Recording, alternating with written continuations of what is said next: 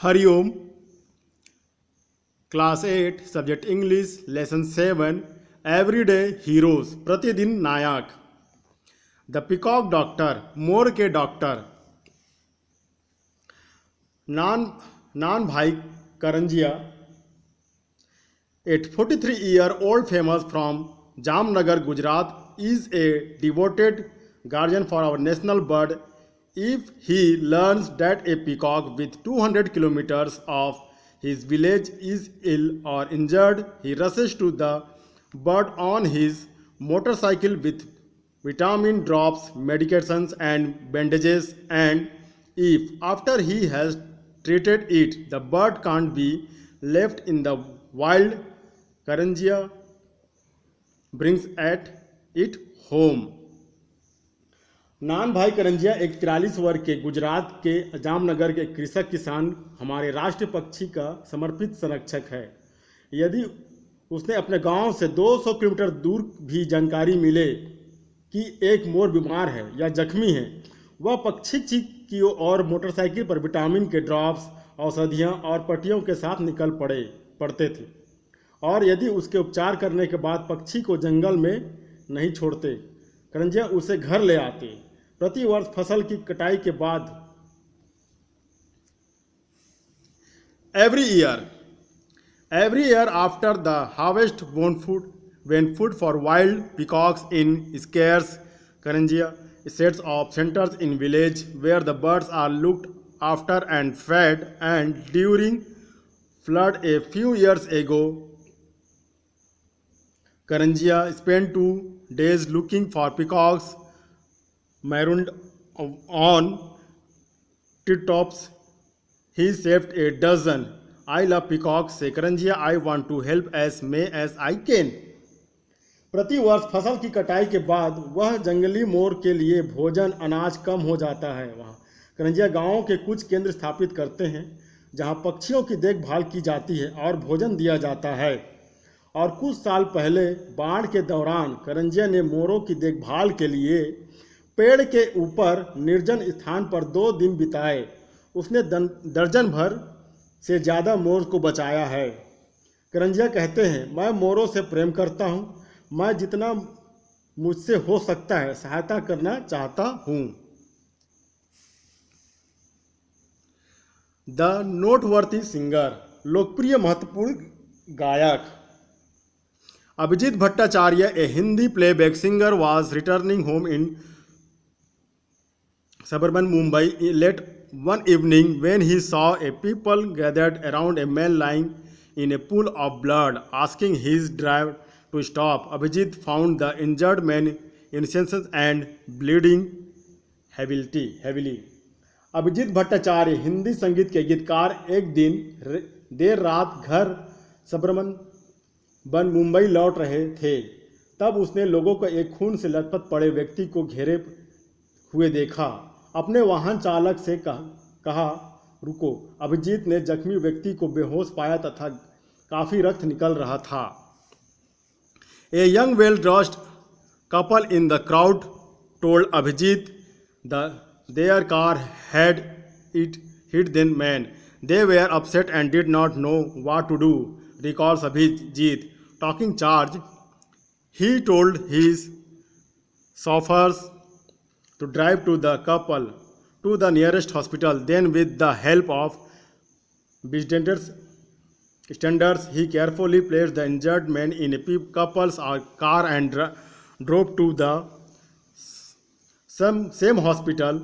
Although required by law, a treat accident victims immediately. Doctor at the hospital were reluctant to admit the injured man. It took 10 minutes of wrangling for Abhijit to get them to agree. भीड़ में से एक युवा सुसज्जित जोड़े ने अभिजीत से कहा कि उनकी कार ने उस व्यक्ति को ठोकर मारी है। वे परेशान थे और नहीं जानते थे क्या करना चाहिए। उन्होंने पुनः अभिजीत से कहा, जिम्मेदारी लेते हुए उसने अपने वाहन चालक से उसे दंपति के पास के अस्पताल ले जाने को कहा। फिर लोगों की मदद से उसे जख्मी व्यक्ति को उस दंपति की कार से सावधानीपूर्वक रखकर उसे अस्पताल की ओर चल पड़े। यद्यपि कानून को ध्यान में रखते हुए अस्पताल के चिकित्सक जख्मी व्यक्ति को भर्ती कर तत्काल उपचार देने के अनुत्सुक थे। अभिजीत को उसके बहस कर उन्होंने अपने मनाने में 10 मिनट लग गए। Only after making sure that the man was being attended to and that his relative had been connected did Abhijit leave for home at around 1 a.m. Don't hesitate to help road accident victims, Abhijit said. You can save life. इस बात पक्का विश्वास दिलाने के बाद कि व्यक्ति अब खतरे से बाहर है और उसके रिश्तेदारों को खबर दे दी गई है, अभिजीत रात्रि 1 बजे घर वापस लौटे। अभिजीत कहते हैं, सड़क दुर्घटना में घायल लोगों की सहायता करने में ना झिझकें, तुम एक जीवन बचा सकते हो। अब द काइंड हार्ट, दयालु हृदय। वसंत Kalbag, at 79 years old, related businessman, encourages people to the kind, doing small selfless acts. He behaves not only help others, it boosts our health and longevity. बसंत कालबाग 79 वर्ष के अवकाश प्राप्त व्यवसायी हैं।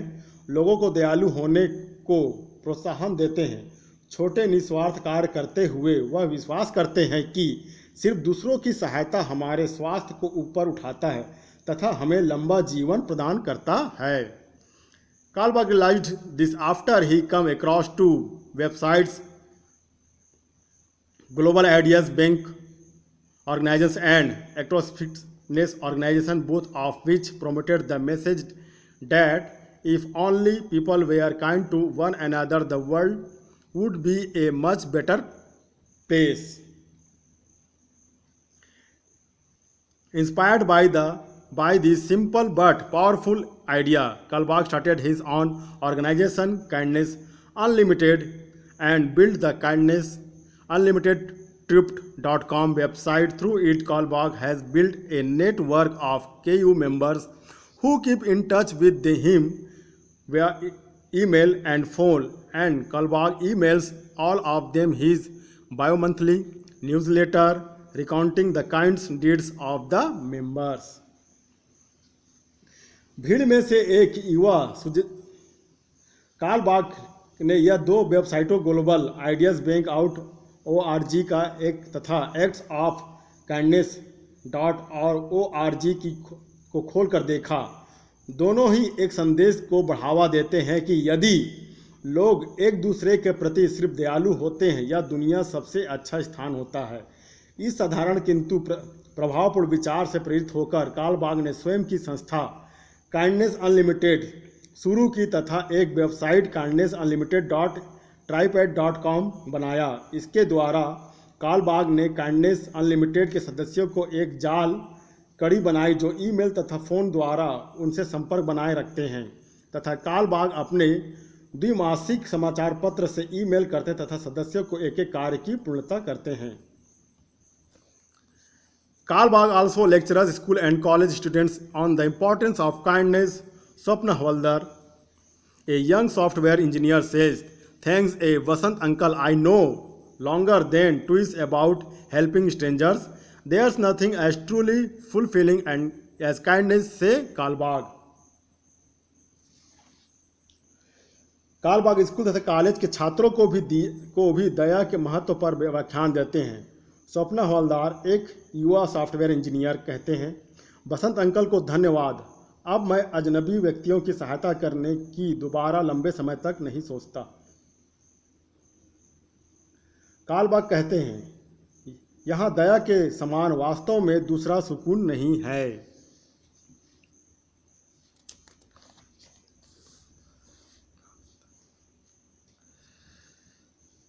टायर्डनेस एक्सपर्ट, स्वच्छता विशेषज्ञ।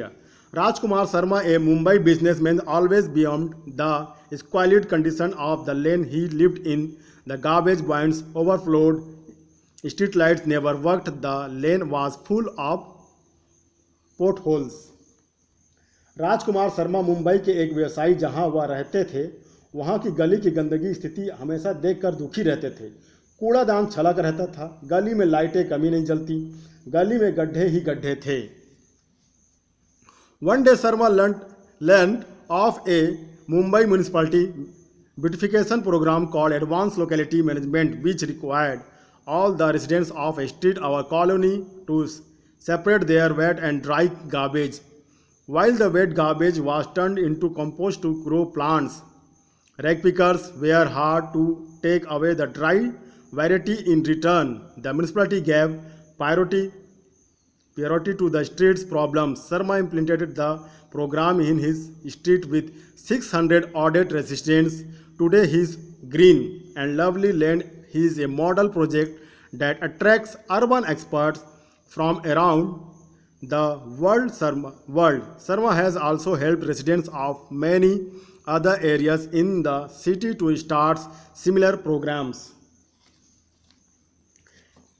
एक दिन शर्मा ने मुंबई नगर पालिका के सौंदर्यीकरण कार्यक्रम, जो उन्नत स्थान रहवासी प्रबंध कहलाता था, के बारे में पढ़ा, जो गलियों या कॉलोनियों के सभी रहवासियों की अपेक्षा रखता था कि अपने गीले तथा सूखे कूड़े करकट अलग अलग से रखें। उचित समय पर गीले कूड़े करकट को पौधे की वृद्धि के लिए खाद में बदल दिया जाता था। सूखे कचड़े को उठाकर ले जाने के लिए भाड़े के कूड़े करकट चुनने वाले रखे गए थे। इनके बदले में नगर पालिका गलियों में समस्याओं को प्राथमिकता देते थे। शर्मा ने 600 अलग आवासों के साथ अपनी गली में इस कार्यक्रम को हथियार बनाया। आज उनकी हरी भरी और सुंदर गली एक आदर्श कल्पना है जो संसार भर के शहरी विशेषज्ञों को आकर्षित करती है। शर्मा ने शहर के कई अन्य हिस्सों के आवासीय भागों में भी ठीक इसी प्रकार कार्यक्रम शुरुआत करने के सहयोग दिया।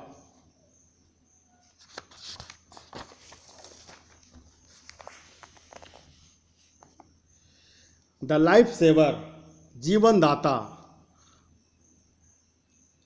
Amla Mary, at 48 years old, Tamil Nadu BD worker, was at home cooking when she heard to a differing sound.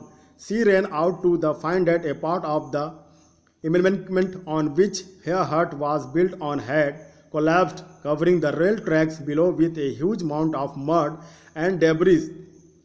Just then she heard a train's whistle. अमला मेरी तमिलनाडु की एक 48 वर्ष से बीड़ी कार्यकर्ता है। घर पर खाना पका रही थी जब उसने एक बहरा कार कर देने वाली तेज आवाज़ सुनी। वह बाहर दौड़ी, पता लगाने की बांध का हिस्सा जहां पर उसकी झोपड़ी थी वह ढह गया। रेल की पटरियों मिट्टी के विशाल टीले और मलबे के नीचे ढक गई। ठीक उसी समय उसने रेल की सीटी की आवाज़ सुनी। That meant a passenger train had left the station 2 kilometers away. In a few minutes it would smash into the landslide. इसका मतलब था कि यात्री रेलगाड़ी 2 किलोमीटर दूर स्थित स्टेशन से छूट चुकी थी। कुछ ही मिनटों में वह मिट्टी के ढेर से टकरा जाएगी। Amla started running on the embankment towards the train, then scrambled down a muddy pathway onto the tracks that continued to run. Luckily, she was wearing a red sari. She lifted its pallu and began waving it as she ran.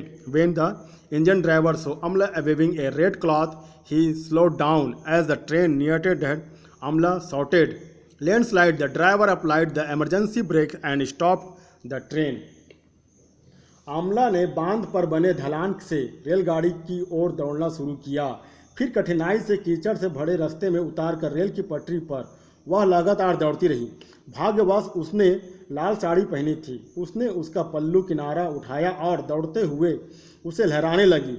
जब engine driver चालक ने देखा आमला लाल साड़ी लहरा रही है, उसने गति धीमी कर दी। जब रेलगाड़ी उसके करीब आ पहुंची, आमला चिल्लाई, "लैंडस्लाइड!" चालक ने आपातकाल ब्रेक का प्रयोग किया और रेल रोक दी। There was a curve ahead, said driver B. Prabhakar, so the landslide won't visible.